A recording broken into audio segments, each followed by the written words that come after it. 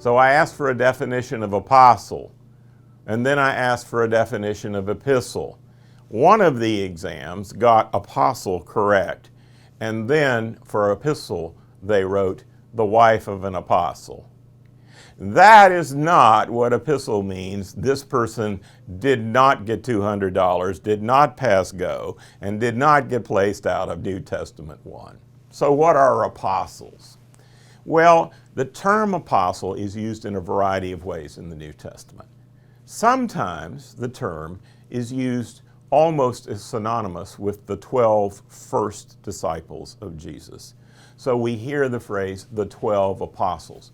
What the word apostle actually means is sent one or missionary. So what we're talking about with the 12 is Jesus' first agents, his first sent ones, his first apostles. But the term actually evolved over time. In fact, by the time we get to the Christian era, what apostle seems to mean is somebody who has seen the risen Lord and been commissioned by him.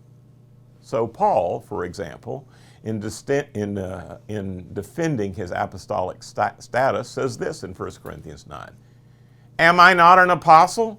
Haven't I seen the risen Lord? Just like James and Peter and a whole bunch of people before me.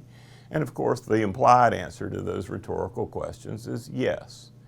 Paul says he's an apostle with a capital A. That is, apostle commissioned not by a particular church like Antioch, but an apostle commissioned by none the less of Jesus Christ himself. Now, what we can say about what happened with the 12 is, of course, they became the 11, Judas defecting and hanging himself. So they had to replace the 12th member of the 12, which they did with Matthias. And they were among the first apostles, but they were not the exclusive limitation of the apostles group.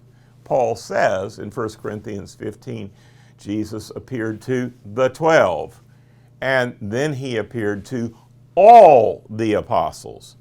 So clearly not just limited to the 12. One more interesting thing.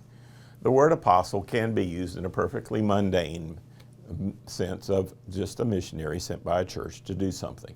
And in fact, that's how it's used in the book of Acts, ironically enough.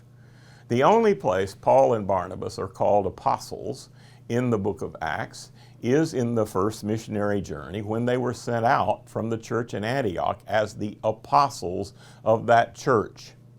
Paul even uses this term that way when he talks about apostles of churches or missionaries of churches in 2 Corinthians 8 and 9. So in fact, there are two ways to use the term. Apostle with a little a just means a missionary commissioned by a church. Apostle with a big A means somebody who has seen the risen Lord and has been commissioned by the Lord to some special ministry that's ongoing, not a single missionary trip or mission trip, if you will. So what should we finally think of the 12? A, they don't exhaust the apostles. B, we don't know what happened to most of them after Pentecost. Presumably, they went out and shared the good news with Jews everywhere, because that was the job of the original 12, to share the good news with the lost sheep of Israel. And presumably, they went out to the diaspora and did that. There is a tradition, a long and old tradition, that Thomas, in fact, went all the way to India to share the gospel. It's a much later tradition, and we don't know if he actually did that. But in fact, the reason that the 12 seemed to just disappear from the landscape is probably because they were doing what Jesus had asked them to do with the Great Commission. Go and proclaim the good news to the nations. That seems to have been what has happened to them. At the end of the day, it's not so critical that we know exactly what happened to the 12 or all the apostles.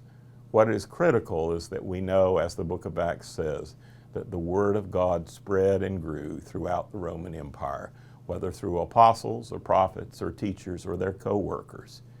And we have the Church of God.